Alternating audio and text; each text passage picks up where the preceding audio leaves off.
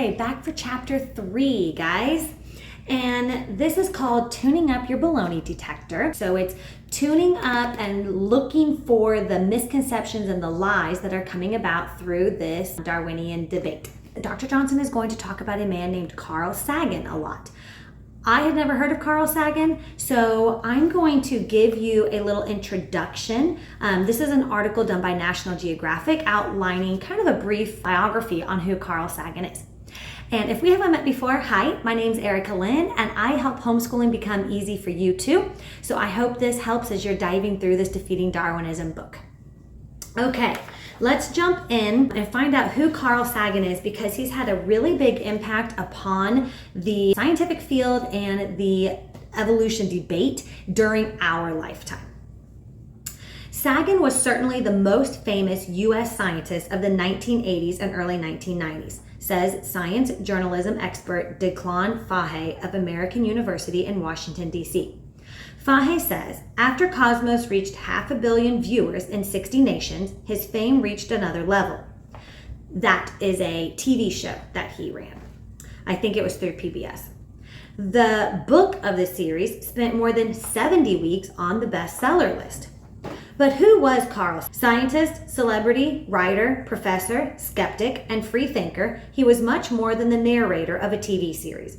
Part of what made him great was the number of things he pursued, says NASA's David Morrison, director of the Carl Sagan Center for the Study of Life in the Universe at the SETI Institute in Mountain View, California. Morrison marveled both at Sagan's breadth of accomplishments and his lack of self-importance. Sagan, here in 1974, was a professor of astronomy at Cornell University in Ithaca, New York, for much of his career. He worked very hard, 18-hour days. He had a tremendous appetite for his work, says Poundstone. He was made for television, sure, and he looked very relaxed and normal in jeans when other scientists didn't, but there was a lot more to him. As a scientist, Sagan made a real mark on planetary science in the early 1970s as a young Harvard professor. At a time when planetary science was a bit of a backwater, Poundstone says, Sagan first predicted that the greenhouse effect made the atmosphere of Venus hot enough to melt lead, at a time when some scientists still speculated that its clouds might hide oceans, says Morrison. Sagan also identified dark shaded regions on Mars as highlands and identified lighter shaded areas as desert plains marked by dust storms. These storms later bedeviled NASA's Mars Viking landers in the 1970s. So pause here for a moment. Isn't it interesting that his career as a scientist started as an astronomer, which we studied first semester, and I'm just baffled by the fact that most world-changing scientists begin in the field of astronomy and then possibly branch out to other areas. But Sagan also began as an astronomer. He was a really great big picture scientist, great with back of the envelope calculations, who could see the fundamental premises of science and observations, says Morrison. One of the 2 Voyager missions launched in 1977 to explore Jupiter, Saturn, Uranus, and Neptune, Sagan was a member of the Image Science team. That was really before the crest of his fame, says Morrison, a former student of Sagan's. He was not a superstar then, just one of us. Sagan led the team that put together the golden records attached to the Voyager mission's 2 spacecraft. The records, sent along with phonograph needles, included cuts of everything from Bach to Johnny B. Good, along with greetings and natural sounds from Earth. To a large extent, Poundstone says, Sagan benefited from filling a scientific niche, planetary science, that was set to explode with new knowledge as a result of NASA's line of planetary probes exploring the solar system starting in the 1960s.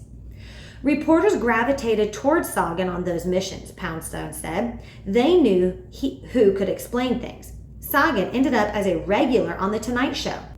After the 1980 publication of Cosmos and the premiere of the PBS series, things changed for Carl. He was getting death threats. He had to travel in limousines and keep a closed schedule. Morrison said, people don't remember that. Sagan testified at a congressional hearing in 1985 on the climatic, biological, and strategic effects of nuclear war. The death threats partly derived from Sagan's work on the U.S. Air Force's Project Blue Book, which investigated UFOs in the 1950s and 1960s. He started out with an open mind, but came to the conclusion that there wasn't any evidence for aliens visiting Earth, Poundstone says. Sagen was a big proponent of the likelihood of life existing elsewhere in the universe, however. Sagen also waded into one of the well springs of today's global warming debate as the senior author on a 1963 Science Journal study of nuclear winter. The group's climate model found worldwide sub-zero temperatures an inevitable consequence of the dust clouds resulting from a nuclear exchange between the superpowers. He had angered both UFO fans and belligerent critics of the nuclear winter report.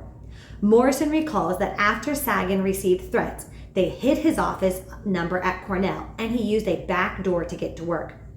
In the era of the Unabomber mailing explosives to professors, the threats were taken seriously. Science is more than a body of knowledge. It's a way of thinking, a way of skeptically interrogating the universe with a fine understanding of human fallibility, Sagen said in his last 1996 interview with PBS's Charlie Rose. He died that same year from cancer. The power of skeptical thinking infused his 1995 book, The Demon-Haunted World: Science as a Candle in the Dark, which sought to explain the scientific method to general readers. It included a baloney detection kit for skeptics. Sagen wrote 20 popular books, dictating, not typing them, and hundreds of scientific studies. Nevertheless, his fame brought him criticism from other scientists and a snub from the National Academy of Scientists when he was nominated for membership but not accepted. This last part is what's most important because this is why he's impactful in the previous generation and why he's impactful in this book. Today, Cosmos is remembered for popularizing thinking big about space and inspiring young scientists. And the memory of Sagen as a prominent defender of science is perhaps his greatest legacy. His influence can be seen now in that almost every scientist with a prominent media profile cites him as an influence, Fahey says. When scientific organizations want to increase public interest in science, one of their first ideas is something like, "We need more Carl Sagens." If he were around today, Poundstone said, Sagen would likely be speaking out forcefully for science in his intimidable way, regardless of the slights. For at least 100 years, we have had scientific celebrities, he says, but Sagen was the first one with a personality made for the age of television, and that was where he found a home. Okay, so that gives you a little bit of a background. Carl Sagen is like a scientific Hollywood actor, okay? Dr. Johnson is going to refer to him several times in this chapter. In fact, the baloney detector came from Carl Sagan's book, where he's explaining the scientific method to non-intellectuals. Understanding what a idol he is for so many people is going to affect how you read this chapter. Okay, so let's jump in here. The late astronomer and science popularizer Carl Sagen worried that an epidemic of irrationality is loose in the world. Millions read astrology columns in the newspaper. People who ought to know better are taken in by faith-healing scams or believe that aliens and flying saucers kidnap people to perform scientific experiments on them. Which is just as bad, wrote Sagen, is that most Americans continue to believe that they were created by God despite everything that he and other prominent scientists had done to persuade them that nature is all there is. What we need to protect ourselves from such false beliefs, Sagen writes in his book, The Demon-Haunted World, is a well-equipped baloney detector kit. A baloney detector is simply a good grasp of logical reasoning and investigative procedure. Okay, right there. Baloney detector came from his book, The Demon-Haunted World, which is a weird title, but it said in the previous article that it was written to non-intellectual people to explain the scientific process. And now Dr. Johnson is going to talk about this idea of a baloney detector. Also notice in here that he says we need a good grasp of logical reasoning. That's exactly what Dr. Johnson is bringing to this argument of evolution is logical reasoning, the same type of logic that you are learning about in your reasoning strand. Carl Sagen and I would agree about how to describe the principles of baloney detecting in general. We would disagree only about where the detectors are to be pointed, and especially about whether we should ever suspect the presence of baloney in claims made by the official scientific establishment. Did you all catch that antithesis in there? That was good. Sagen was that familiar figure in the modern scientific culture, the selective skeptic. His debunking skills were directed against the con artists and eccentrics who work on the margins of society. But he was an unquestioning true believer in the pronouncements of mainstream science about subjects like evolution. Let me describe the varieties of baloney that every baloney detection kit should be equipped to recognize. They are basically the same ones Sagen listed, but I'll apply them to some examples of my own. Okay, now for the remainder of the chapter, he's going to dive into 8 different types of baloney detectors. You should highlight these titles in green. So number 1, the selective use of evidence. Highlight that in green, and these titles are a great way to outline this chapter. There is a whole lot of evidence out there, and even a false theory is likely to be supported by some of it. That is the main reason it is so important to keep a debate open to dissenting points of view. One side shouldn't be allowed to just ignore evidence it finds inconvenient. I see this point continually illustrated in debates over evolution. For example, textbooks and museum exhibits highlight fossils that could be interpreted as possible transitional forms between major groups. Fossils that are actually quite few in number. They rarely inform the public about the far greater mass of contrary evidence, such as the absence of ancestors for the major animal groups that appear in the Cambrian explosion. I have written elsewhere about the Hard Facts Wall Museum exhibit in San Francisco, which goes so far as to supply imaginary common ancestors for the animal groups, thus leading unwary visitors to think the ancestors have actually been found. Visitors to the museum at first take the exhibit at face value. After I explain it to them, they are astonished that a reputable museum would commit such a deception. But the museum curators are not consciously dishonest. They are true believers who are just trying too hard to help the public get to the right answer. Without dissenters, such misrepresentations would go uncorrected. So don't be impressed by claims that specific fossils like the bird reptile Archaeoplex and the hominid Lucy prove the theory of evolution. All such fossils are at most possible ancestors of living groups, like modern birds and humans. And a lot of interpretation is involved in classifying them. Insist on asking the right question. Does the fossil evidence, considered as a whole and without bias, tend to confirm the predictions of Darwinian theory? Highlight that last question green. That's what you want to remember from this section. So in this first section, selective use of evidence, there's 2 things you want to remember. Number 1, evidence should not be ignored even if it doesn't support your theory, okay? We have to have that conflicting evidence so that we can actually seek out the truth, not just seek out our own ideas. And that goes both ways. And number 2, evidence needs to be used in its whole form without bias. So we can't pick and choose and cut things out. We need to use it all and look at it all together to see if it actually leads to the conclusions which we're forming. Number 2, appeals to authority. Nothing is true just because some big shot says it is true. Sagen tells us that in science there are no authorities. At most, there are experts. Now, this is what we've spent the last 2 years at CC trying to teach everyone. This is why we put off starting hard science classes like biology and physical science and chemistry until your freshman year. Because what we want you to understand is that the only authority in science is God. God's the one who created everything. He knows how it all works. He's the only one who is an authority. Everyone else in science is just making educated guesses, just doing the best that they can, trying to figure out how God created all this. Which is why in Challenge A, we had you do your own science experiment to see you too can be a scientist just like the experts. And this is the exact process that the experts go through. And now if you choose to read a scientific article online, maybe for your Challenge 1 science paper you have to do, you can read it and understand those scientists are prone to errors and mistakes just like you were prone to errors and mistakes when you ran your science report. Also, in Challenge B, we spend time going over Defeating Darwinism and studying the history of astronomy so that you understand there's a lot of different opinions, and over time, opinions are discovered to be false. Such as when we learned about the history of science through astronomy, How many astronomers did we study that got it wrong?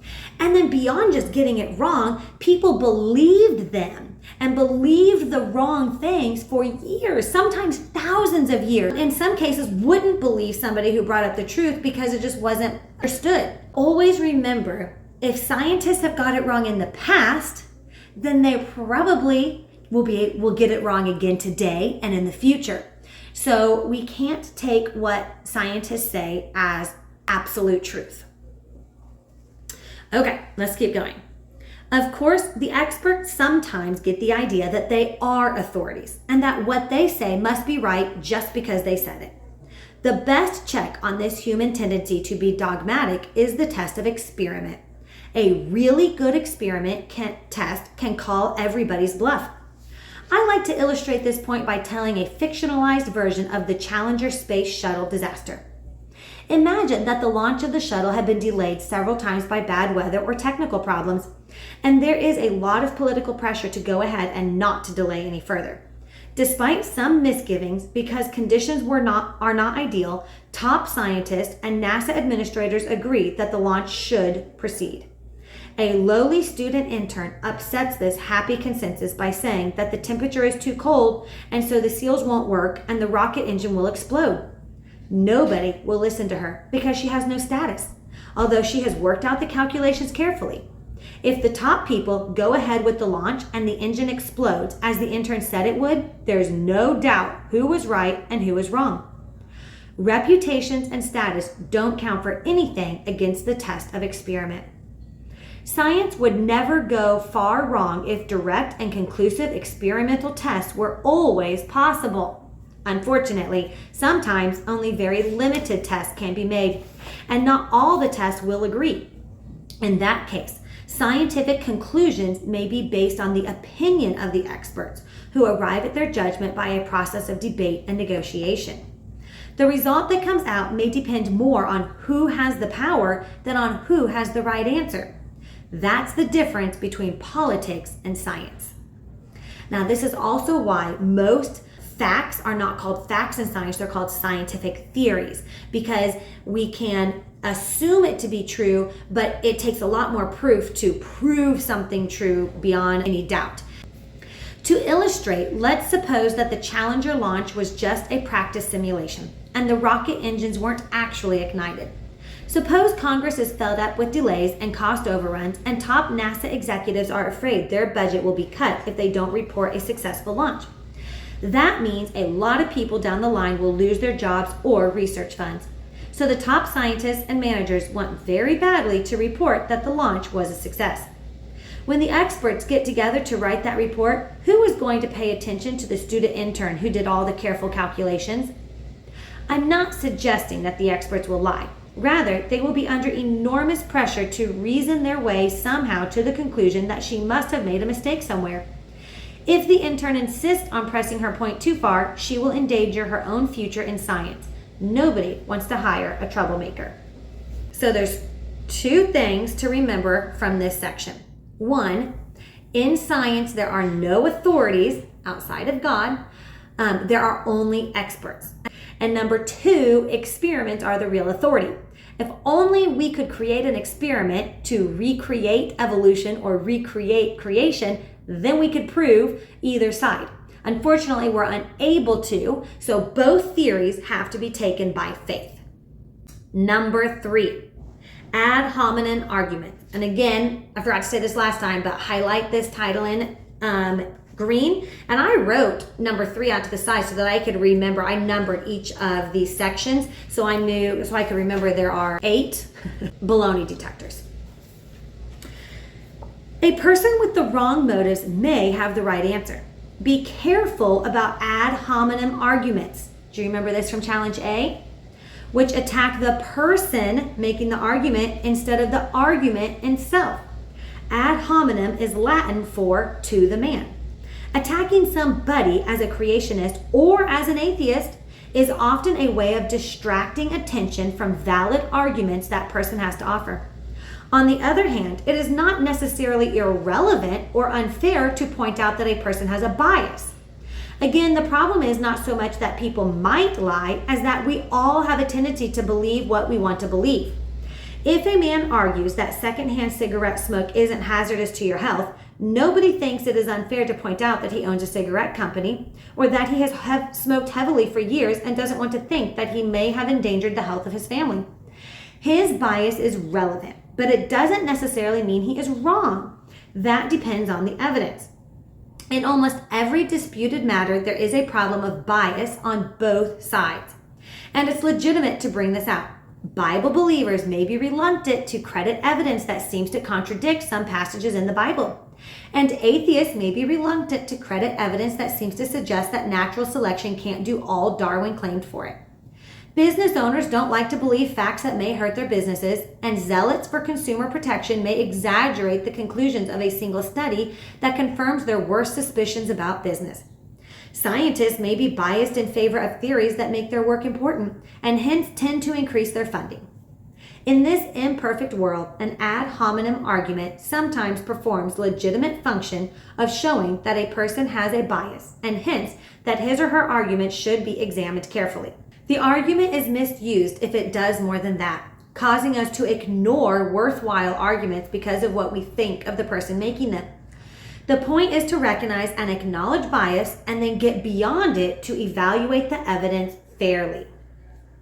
Okay, 2 main points from this section. Number 1, bias needs to be recognized and acknowledged. And number 2, move past the bias and look at the evidence and evaluate that of its own accord. All right, section number 4, straw man argument. Do you remember that from Challenge A? A straw man argument distorts somebody's position in order to make it easier to attack. Creationists are particularly vulnerable to this kind of attack. That is so in part because some creationists really have made crazy arguments, and in part because of the inherit the win stereotype. Many Darwinists want to pretend that the only people who doubt their theory are the most extreme religious fundamentalists. They know how to win a debate when the issue is framed as science versus the Bible. And so they want to keep the debate framed that way. Contrariwise, Darwinists are in trouble when they have to present positive evidence that natural selection can create new kinds of plants and animals from simple beginnings. Hence, they are constantly trying to divert the discussion away from the scientific issues so that they can debate the straw man position that we should close our eyes to scientific evidence if it seems to contradict Genesis. One prominent science writer wrote to me for months, never engaging the scientific issues, but constantly pestering me with questions about my interpretation of Genesis. Did Adam have a navel? Obviously, he was hoping to find a straw man to ridicule. To sum up this section, there's one thing you need to remember. A straw man argument is when either side distorts their opponent's or exaggerates their opponent's position to make it easier to argue against them. We want to be sure to listen at exactly what each other is saying and not words in the other person's mouth. Section number 5, begging the question. Continue highlighting these green. An argument is said to beg the question if it assumes an answer to the very point that is in dispute. Here is a simple example. Question: why should I believe the Bible? Answer: because the Bible says so. Arguments defend Darwinianism often seem to beg the question because they assume the point at issue, which is whether the scientific evidence really does support the theory. Here's a typical question. Question: what evidence proves that life evolved from non-living molecules? Answer: don't reject a scientific theory just because you have a religious prejudice. The answer assumes the point in dispute, which is whether the evidence for the chemical evolution of life is so overwhelming that only a prejudiced person would be skeptical of it. Like in a definition, you want to define a word without using the word itself. So you need to answer the question without using the question itself in the answer. Question-begging arguments typically assume that science or reason is on the arguer's side. Then the person tries to put you in the position of arguing against science and reason. If you let a straw man maker define the terms of the argument that way, you've lost before you make your first point. You must insist on a level playing field. Okay, to summarize begging the question, this goes back to when The answer is assuming facts that we don't all agree on. So we're assuming that the Bible is an authority. That's why we should believe in the Bible. Well, not everybody believes the Bible is an authority, so that doesn't offer any credit there. Number 6, lack of testability. So highlight that in green. Learn to distinguish between theories that put themselves at risk. That is, invite testing by observation or experiment, and theories that can't be shown to be either true or false. Everything scientists say isn't necessarily scientific, and some theories that come from eminent scientists may be as speculative as a theologian's musings about what heaven is like. Sagen gave the example of the many worlds hypothesis in quantum physics, which suggests that there may be many other universes other than the one we inhabit, so that every possible physical event has actually occurred somewhere. This could be true. But as there is no way to check out the existence of the other universes, it remains mere speculation. An even better example is Sagan's own statement at the beginning of his famous Cosmos television series. The cosmos is all there is, or ever was, or ever will be. What experiments can we perform to test that statement? Either creation or evolution can be stated in both safe and risky forms. If I say, I believe in creation on faith, no matter what the evidence is, then we can't test my belief by scientific observations or experiments. But if I say, the evidence indicates that living organisms are necessarily the products of intelligent design, and that life never could have emerged by purely natural means from a prebiotic soup of chemicals, my statement invites scientific testing. Theories of chemical and biological evolution aim to contradict my hypothesis of intelligent design by showing that purposeless natural processes can do the creating by evolution. The question is whether they have been successful in doing this. That is, whether the theories have passed the experimental test or failed it. And have they? No, not for either side. Darwin's theory of evolution was originally stated in risky form. It predicted, for example, that fossil hunters would eventually find a great many transitional intermediaries between the major groups. They didn't. And that animal breeders would succeed in creating distinct species. They didn't. Today, the theory is usually stated in risk-free form.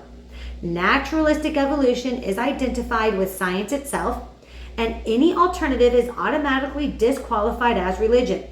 This makes it impossible to hold a scientific debate over whether the theory is true. It's virtually true by definition, which explains why Darwinists tend to think that anyone who wants such a debate to occur must have a hidden agenda. In other words, critics couldn't seriously be questioning whether the theory is true, so they must have some dishonest purpose in raising the question. Okay. So what we want to remember from section 6, lack of testability, is that there's only 2 ways to prove a scientific fact. 1 is observation and 2 is experimentation, neither of which can occur in the creation versus evolution. And I just want to pause here for a second. I find it very interesting that God created the world, but we are stuck in this cycle. There's no way to prove he did it. Why in the world do you think God would have left it open-ended with no proof available that just closes down this argument? I might suggest to you, it's like so many other things in our faith that God doesn't want to prove himself. He wants us to believe him on faith. Section 7, vague terms and shifting definitions. Highlight that title green. Make sure people don't mislead you by using vague terms that can suddenly take on a new meaning. In the creation-evolution debate, the key terms that are subject to manipulation are science and evolution. Everybody is in favor of science, and everybody also believes in evolution, when that term is defined broadly enough. But science has more than one definition, and so does evolution. Now, we talked about this in reasoning last semester, defining your terms. Watch out for bait and switch tactics by which you are led to agree with a harmless definition, and then the term is used in a very different sense. Here's an example of how you can be deceived. You believe in dog breeding, don't you? Well, did you know that dog breeding is an example of evolution? Now that you know that and have seen all those breeds of dogs for yourself, you realize that you actually do believe in evolution, don't you? Good. That's enough for today. Later on, we'll tell you more about what evolution means. It's going to mean that all living things are the accidental products of a purposeless universe. This is not a straw man example, by the way. Selective breeding of animals is a process guided by intelligence. That's not what evolution stands for. Evolution is unguided and purposeless. And it produces only variations within the species. That's microevolution. Yet Darwinists, from Charles Darwin himself to the more recent Richard Dawkins and Francis Crick, have cited it as a powerful example of macroevolution. Now, I added those words in there. I think it's really important at this point for you to understand there are actually 5 definitions to evolution. The 2 main that I want to talk about is microevolution and macroevolution. Microevolution are small changes within a breed, okay, within a type.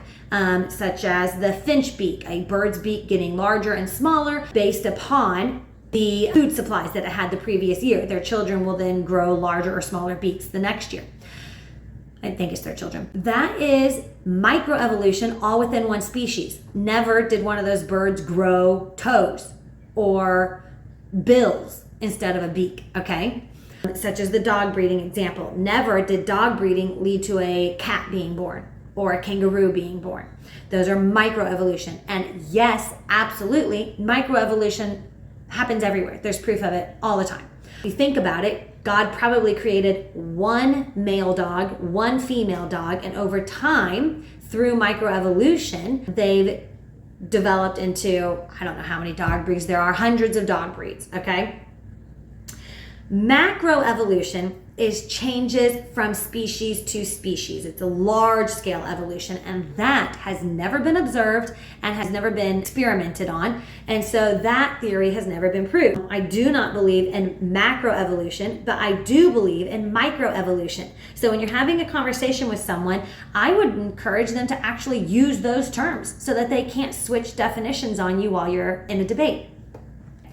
If somebody asks, do you believe in evolution? The right reply is not yes or no. It is precisely what do you mean by evolution? My experience has been that the first definition I get will be so broad as to be indisputable, like there has been change in the course of life's history. Sure, we can believe in that.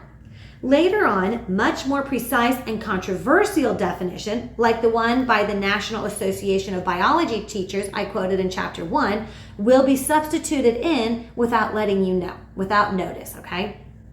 That one word, evolution, can mean something so tiny it hardly matters, or so big it explains the whole history of the universe. Keep your baloney detector trained on that word. If it moves, zap it. From section 7, what we need to remember is 1, listen for the definition and make the person you're conversing define their terms, just like we would in a debate or we would in reasoning. And number 2, if someone asks you if you believe in evolution, don't just give a yes or a no answer. Make them again define their terms so that they can't do a bait and switch and redefine that.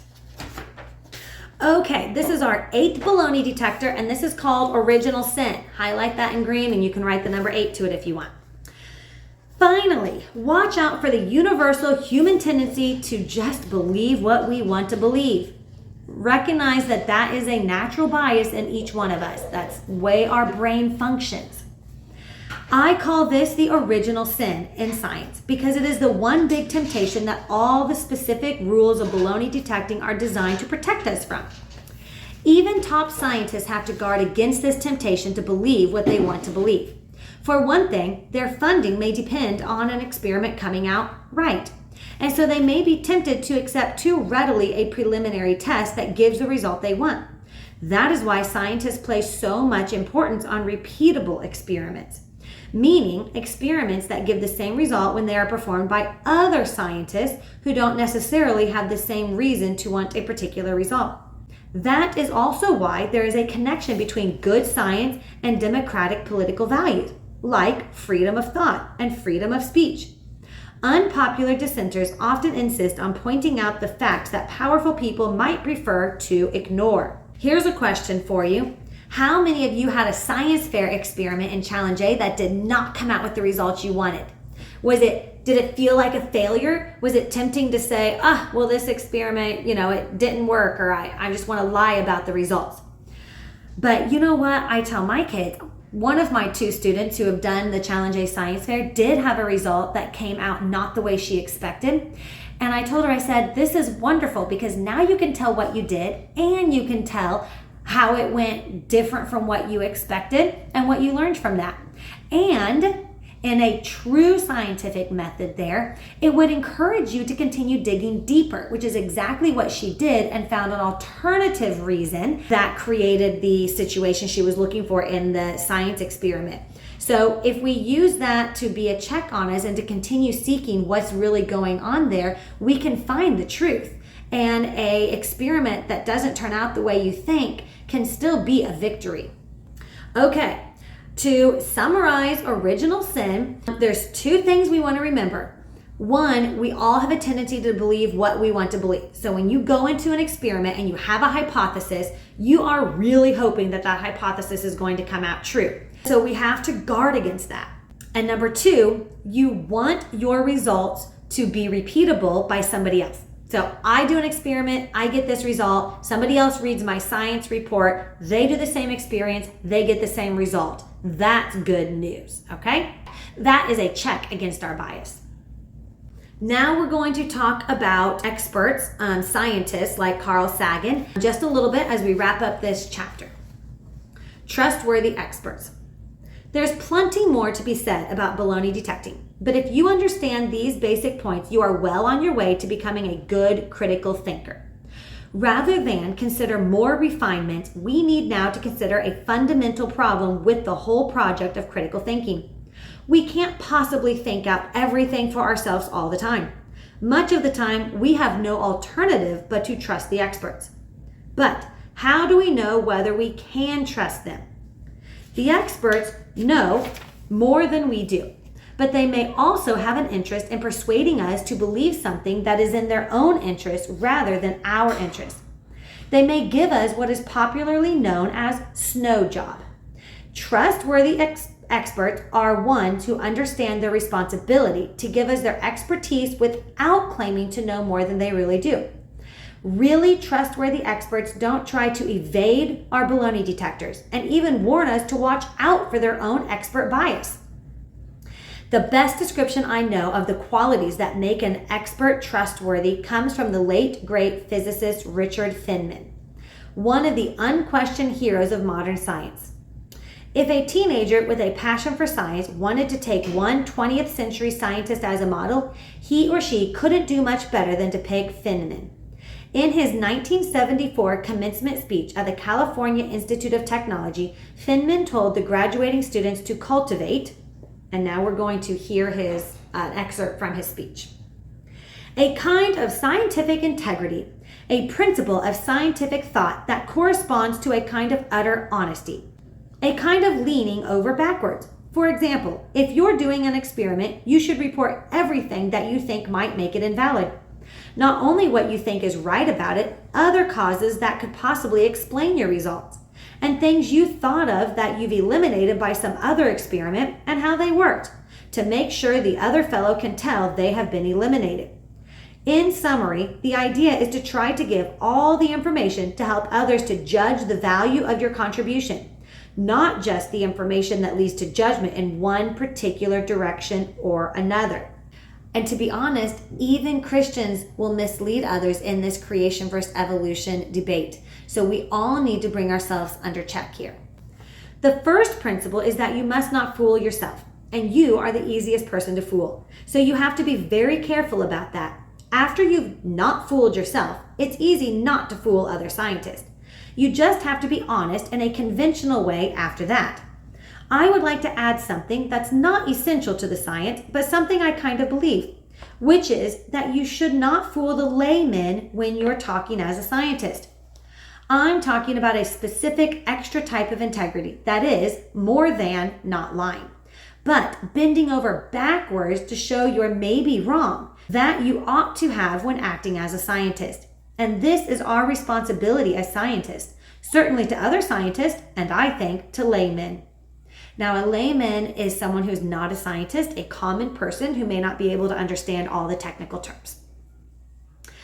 I would like to think that when the graduating students of Caltech heard those inspiring words, they all stood up and shouted, "Amen."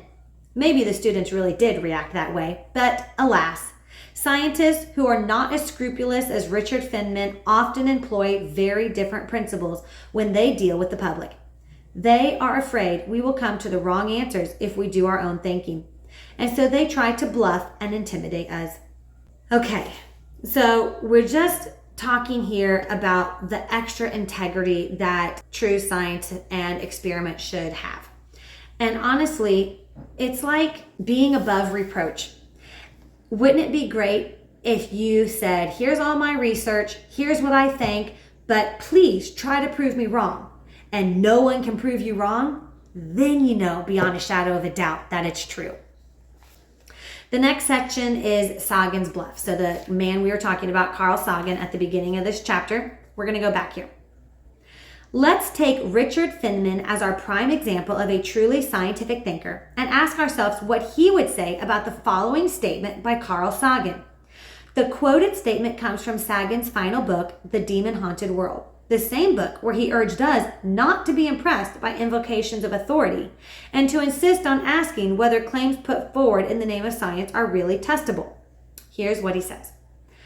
I meet many people who are offended by evolution, who passionately prefer to be the personal handicraft of God than to arise by blind physical and chemical forces over aeons from slime.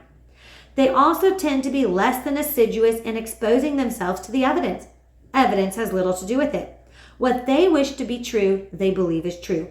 Only 9% of Americans accept the central findings of modern biology that human beings and all the other species have slowly evolved by natural processes from a succession of more ancient beings with no divine intervention needed along the way. Sagen here turns his baloney detector around. It's no longer a light to protect us from a snow job. It's a club to browbeat us into believing, against our better judgment, that humans arose by blind physical and chemical forces over eons from slime. This central finding comes, mind you, from a scientific establishment that also insists that it isn't saying anything about God. The statement has the form of critical thinking. It speaks of people who ignore evidence and believe what they want to believe, but there is no real attempt to reason. Is it really likely that 91% of the public disagrees with Sagen for no reason at all? Let's consider two possibilities. I would highlight that green. That's an organizing statement in your book. One is that 91% of the public consists of ignorant people who ignore the evidence and just believe what they want to believe. On that assumption, democracy is a farce. We are like children who think we can set fires and not be burned. In that case, we ought to be ruled by a scientific elite who will protect us from the consequences of our folly. Pause there. Isn't that kind of where our country is going? The other possibility is that the evolutionary naturalists are the ones who believe what they want to believe, and they are likewise the ones who are less than assiduous in exposing themselves to contrary evidence. Maybe Carl Sagen ignored Richard Feynman's warning. The first principle is that you must not fool yourself, and you are the easiest person to fool. And I want to pause there for a second. I do think that a lot of scientists who are adamant for evolution are fooling themselves because of their deep desire to get away from the guilt of living an ungodly life.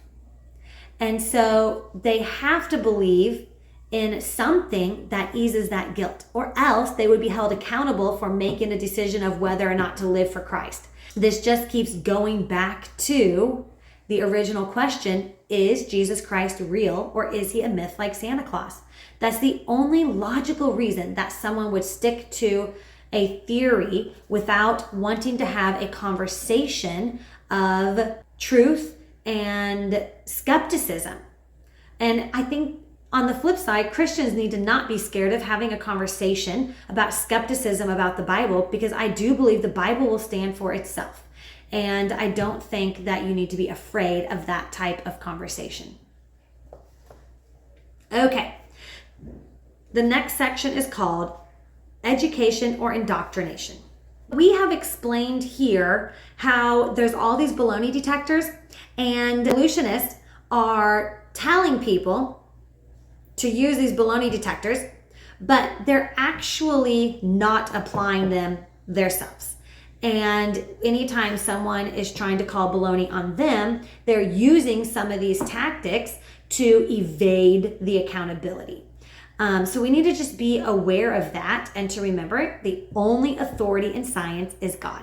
And as you go into studying physical science and biology and chemistry and physics in the next 4 years of your education, remember that the science books are going to get some things wrong.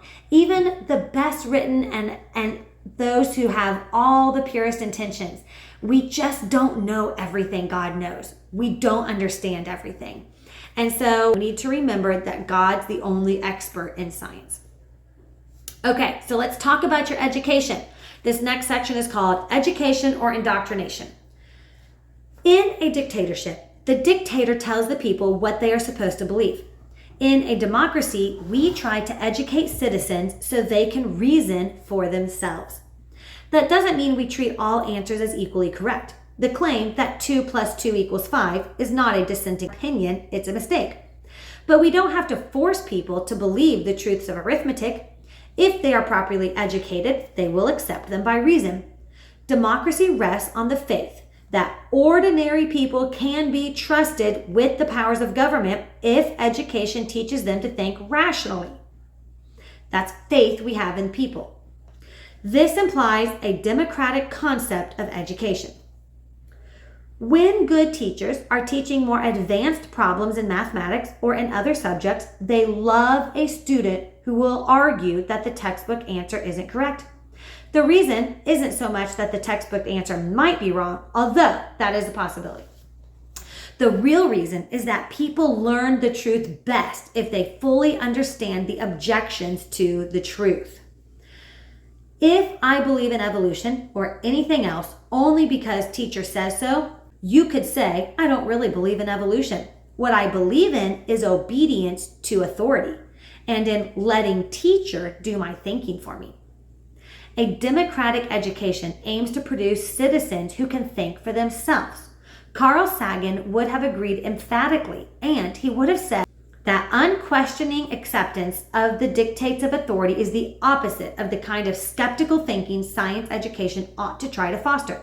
Except, of course, when it comes to evolutionary naturalism.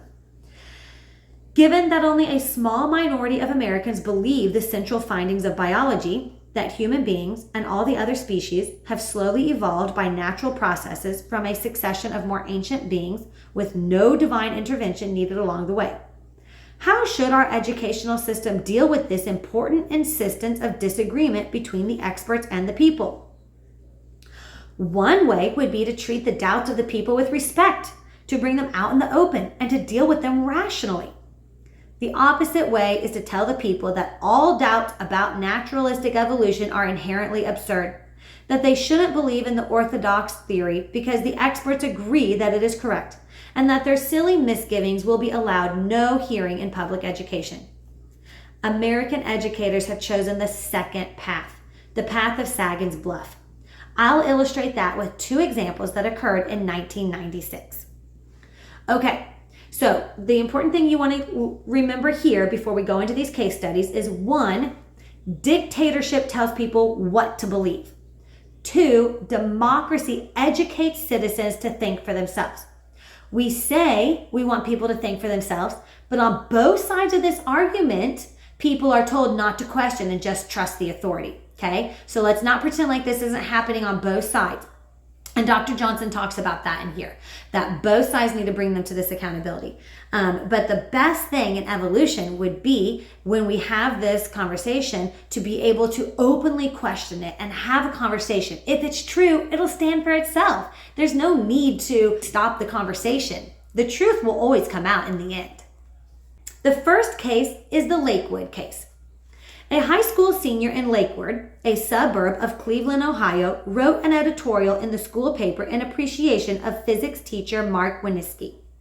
Winniski, a creationist, used a classroom exercise in which students were asked to think about how their own worldviews influence their interpretations of the debate between creation science and the more orthodox scientific views of cosmology and biological evolution. The student later observed that Winniski never stood on a soapbox and never made us feel like we were in Bible study. The philosophical element is what made it special. Winniski wanted us to make up our own minds rather than spoon-feed us like other educators. According to a commendably fair-minded article in the anti-creationist magazine, Skeptical Inquirer, Winniski himself explained, "I tried to find something in the science arena that would raise the worldview issues, and the creation-evolution debate fits like a glove." Asked whether any other issue might illustrate his point as well without bringing religious debates into the classroom, Winniski argued that it is important that the debate goes to core beliefs, or the example wouldn't really hit home. He said his goal was to teach students how to interpret data on their own, and not just memorize and regurgitate the favorite interpretations of the teacher.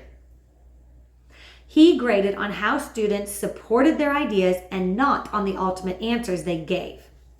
Unwittingly, the student got her favorite teacher in a peck of trouble by publicizing his teaching objectives and methods. No students in the class or their parents complained, but calls from out of town flooded the district's offices. Lawyers from the American Civil Liberties Union threatened the district with expensive litigation, and the district's own counsel advised administrators that they had better issue a directive forbidding teachers to raise their religious issues. Facing a lawsuit and a public controversy that would distract it from everything else, the district catapulted and ordered the teacher to stop. So in this situation, you have a teacher asking students to think through and to come up with questions to challenge the results of experiments here, and to look at how their own worldview might make it biased so that they can try to interpret this argument unbiasedly. Instead of applauding him for answering tough questions and allowing open conversation and open debate, he got in trouble with the American Civil Liberties Union and was told to stop allowing open discussion and free thinking and to only teach what they want the students to hear. What do you think? Dictatorship or democracy? The second case is the response to Danny Phillips. At the end of the previous chapter, I told the story of Danny Phillips, the Denver high school student who startled his teachers by challenging teaching materials that present evolution as a fact. What he was challenging, of course, was the broad theory of evolution as defined by the National Association of Biology Teachers, an unsupervised, impersonal, unpredictable, and natural process that accounts for the entire history of life. Danny challenged evolutionary naturalism on two grounds. It is relatively a religious dogma, and it isn't supported by the weight of the scientific evidence. The school's administrators, impressed by Danny's argument, initially ordered the offending film replaced by other teaching materials. Danny's case ended like so many others. He lost because the power was on the other side. Self-stylized civil liberty lawyers threatened to bring an expensive lawsuit, and the school board catapulted to them. Before that happened, however, Danny's challenge to evolutionary orthodoxy got a lot of newspaper and television coverage. Some of it was favorable, probably reflecting the natural sympathy many reporters feel for the student rebel who challenges the educational orthodoxy. The uproar so upset science educators that they brought out a really big gun to squelch this high school student. Bruce Alberts, president of the National Academy of Sciences, personally responded to Danny in an editorial published in the Denver Post. The NAS is the most prestigious organization of scientists in the United States, and so its president is effectively the official voice of the scientific establishment. Danny should have felt very honored to be engaged by so powerful an adversary. Unfortunately, Alberts replied with the stock argument that evolutionary naturalists use to silence discussion on this topic. He identified dissent from evolutionary naturalism with religion. and hence with untestable speculation that science must disregard. As a clincher, he recommended that those interested in understanding how science works may wish to read a recent book, The Beak of the Finch by Jonathan Weiner, which describes new studies on the Galapagos Islands that confirm and elaborate on Darwin's original work. Evolution happens all around us. Just a reminder, that's an example of microevolution. Alberts was referring to studies which show that the average size of finch beaks on a particular island varies from year to year in response to environmental changes. I discussed the Weiner book in Chapter 4 of Reason in the Balance. Anyone who has even the slightest acquaintance with the evolution-creation controversy would note that such minor variation is readily accepted by even the strictest Bible creationist. The evolution-creation controversy is not about minor variations, but about how things like birds come into existence in the first place. One of the truly bizarre things about our current cultural situation is that the leading figures of the scientific establishment seem genuinely amazed that the citizens do not accept finch beak variation as proof of the claim that humans, like all animals and plants, are accidentally products of a purposeless universe, in which only material processes have operated from the beginning. It's an absurd situation, isn't it? Educators aren't allowed to address the issues about which their students and the general public are most concerned. When teachers challenge students to think about how their worldviews affect their understanding of the creation-evolution controversy, so-called civil liberty lawyers censor the teaching by threatening to bring a lawsuit that the school district can't afford to defend. The president of that National Academy of Sciences writes an essay so simplistic that it insults the intelligence of a well-informed high school student. He urges a bright high school student not to think for himself, but to trust the findings of a research community that thinks it can settle the question of our origins by defining finch beak variation as evolution. How did the scientists get themselves into such a mess? It has to do with the way Darwinists think and how they define science. That is the end of this chapter. So we've talked about 8 baloney detectors and some examples in the educational world. And that is all we have for chapter 3. I hope this was helpful to you and you have a great rest of your week. Bye.